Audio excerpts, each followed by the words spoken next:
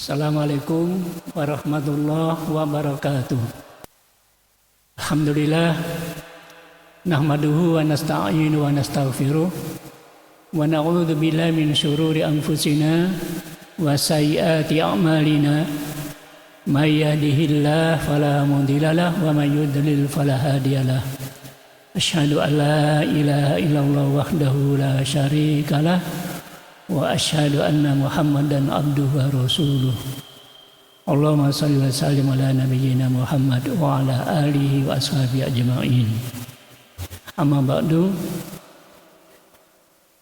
Topik yang ingin kami sampaikan di sini adalah masalah bahwa Islam mendorong umatnya untuk meningkatkan perekonomian dalam hidupnya.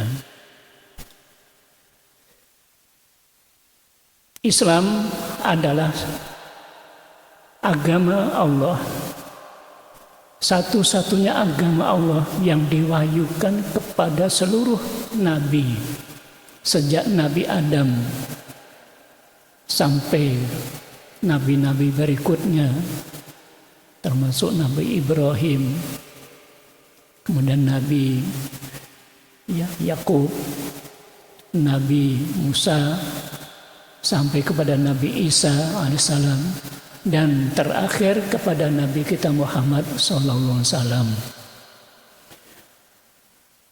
Wahyu yang disampaikan kepada para nabi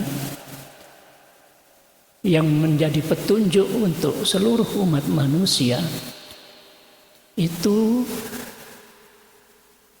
tujuannya untuk agar supaya umat manusia yang dikehendaki oleh Allah di bumi ini meraih hidup yang sejahtera, ya, moral maupun material, ya, dan materi dan spiritual, dunia dan akhirat. Sehingga ya, ketika Allah berfirman bahwa seperti di dalam surat Hud, wa ansha'akum minal ardi wasta'marakum fiha, surat Hud 61, Dia Allah yang telah menciptakan kamu semua berasal dari bumi, dari tanah, dan Dia menghendaki kamu semua wahai manusia untuk memakmurkan bumi. Di samping manusia, makanya ketika Allah mengatakan kami menciptakan manusia itu untuk menjadi khalifah. Khalifah itu artinya pengatur, ya, kehidupan di bumi. Masa sesuai dengan firman Allah dalam surat Hud tadi, wasta'marakum fiha. Allah menghendaki kamu untuk memakmurkan kehidupan di bumi. Sehingga kita umat Islam, umat Nabi Muhammad SAW, hampir setiap hari, bahkan setiap saat, kita pun mengucapkan permohonan kepada Allah, Rabbana atina fid dunya hasanah wa fil akhirati hasanah wa qina adzabannar. Ya Tuhan, datangkan kepada kami kehidupan di dunia ini, kehidupan yang hasanah, yang baik. Demikian pula nanti di akhirat juga, kehidupan di akhirat yang baik, yang ujungnya juga selamat dari azab. Permohonan kita sesuai dengan petunjuk Nabi kita Muhammad SAW Beliau juga selalu yang banyak disampaikan kepada Allah adalah permohonan Rabbana atina fid dunya hasanah wa fil akhirati hasanah wa qina adzabannar.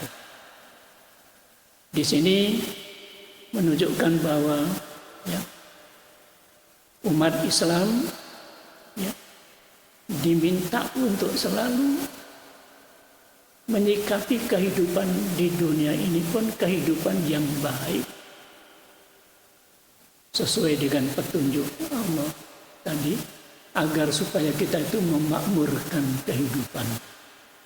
Memakmurkan kehidupan tujuannya agar kita umat Islam, manusia seluruhnya umumnya ini meraih hidup yang sejahtera, bahagia. Materi, dari sisi materi maupun dari sisi spiritual, lahir dan batin di dunia. Tetapi perlu diketahui bahwa kehidupan yang dimaksud kehidupan yang baik di dunia ini adalah kehidupan yang sesuai dengan petunjuk dari Allah, atau dengan kata lain yang diridhoi oleh Allah, sehingga di dalam Al-Quran penuh dengan petunjuk bagaimana manusia hidup mengarungi kehidupan di dunia. Karena agama Islam agama yang sempurna, bukan hanya menyangkut hubungan kepada Tuhan saja, tapi penuh dengan ajaran-ajaran yang terkait dengan masalah-masalah sosial, termasuk masalah bagaimana mengelola ekonomi umat agar supaya hidupnya sejahtera, bagaimana hubungan sesama manusia yang disebut muamalah. Itu di dalam agama Islam penuh dengan tuntunan-tuntunan, bahkan dorongan agar supaya umat Islam itu menjadi umat yang sejahtera dengan perekonomiannya. Itulah makanya ada di antara ayatnya dalam surat An-Nisa ayat 9 itu, wal yakhshal ladina law taraku min khalfihim dzurriyyatan di'afan khafu alaihim fayattaqullah wal yaqulu qawlan sadida. Maka hendaklah umat kamu ya Muhammad, mereka umat kamu itu mengkhawatirkan kalau sampai meninggalkan generasi yang lemah.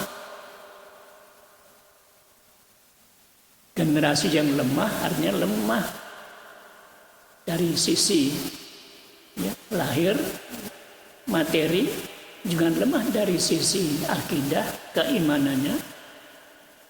Dalam satu hadis dari Nabi Muhammad mengatakan, al-mu'minul qawiyyu khairun minal mu'minid dhaif.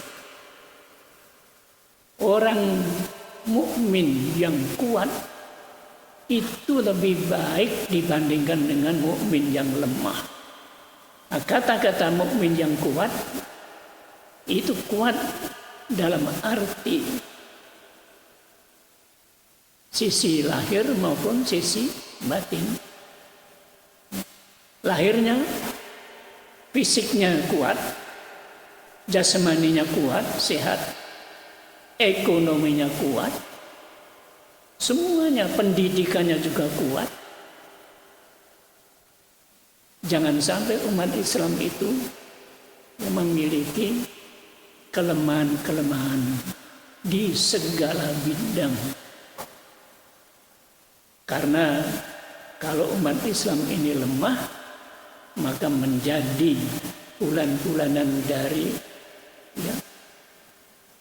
umat lain yang tidak senang dan sejak awal memang tidak suka kalau sampai umat Islam ini berkuasa di dalam kehidupan di dunia. Itulah makanya ketika Ya, kebetulan hari Jumat ini ada ayat ya. Fa idza qudiyatis sholatu fantashiru fil ardi wabtaghu min fadlillah. Apabila sholat ini sudah selesai kamu lakukan, jangan duduk, jangan diam. Fantashiru fil ardi, maka adalah kamu menyebar ke seluruh penjuru dunia ini, ya. Menyebar ke bumi Allah yang disiapkan untuk kamu itu untuk meraih karunia Allah. Nah, di sini jelas ya, Allah menghendaki supaya kita itu jangan hanya ya memfokuskan dirinya, hidupnya hanya kaitannya dengan Tuhannya saja, tapi juga bagaimana kehidupan di dunia ini juga diperhatikan.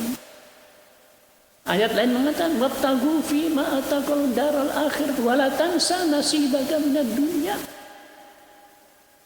Dari karunia Allah yang kamu dapat ya, kesehatan kamu, ilmu kamu, tubuh kamu, apa saja yang kamu miliki, pakailah untuk meraih kehidupan akhir, tapi gunakan juga untuk kehidupan di dunia. Ini makanya ada satu ayat lagi ya, yang terjemahnya, maukah kamu semua wahai orang yang telah beriman, aku beri petunjuk tentang suatu perniagaan yang akan menyelamatkan kamu. Hendaklah kamu beriman kepada Allah dan Rasul-Nya, kemudian berjuang dengan harta dan jiwa raga kamu. Nah, perjuangan ini dikatakan berjuang, maksudnya menegakkan agamamu, menegakkan umatmu supaya menjadi umat yang terbaik dengan menggunakan harta, kekayaan kamu, dan jiwa ragamu. Nah, disinilah makanya bahwa umat Islam memang perlu ya, memiliki ya, ekonomi yang kuat untuk ya, menjadi sarana perjuangan menegakkan agama Allah ini. Sebab kalau ini tidak dikuasai oleh umat Islam, maka khawatirkan kita menjadi lemah. Ya. Di banyak negara banyak kita jumpai, ya, di mana kalau umat Islam itu ya, dikuasai oleh bangsa asing dari sisi ekonomi, sisi politik, sisi pendidikan, karena umat Islam lemah. Kelemahan umat Islam diantaranya kelemahan di bidang ekonomi umatnya, sehingga selalu ada ketergantungan dengan bangsa lain ya, yang di luar umat Islam sendiri. Inilah makanya memang Islam mendorong umatnya untuk menjadi umat yang kuat ya, selama meneguhkan ya, amar ma'ruf nahi mungkar. Yang dimaksud amar ma'ruf nahi mungkar itu mengajak untuk melakukan kebaikan-kebaikan. Kebaikan-kebaikan itu kebaikan untuk umatnya sendiri, untuk kesejahteraan. Ya, termasuk meningkatkan ekonomi ini dianjurkan sekali. Ya. Karena memang kalau kita melihat banyak ayat, tentu kita akan membaca bermacam bukan hanya 1-2 ayat yang meminta agar umat Islam ini peduli dengan kesejahteraan umatnya, menjadi umat yang kuat. Kuntum khairu ummatin ya, ukhrijat linnas ta'muruna bil ma'ruf wa tanhauna 'anil munkar.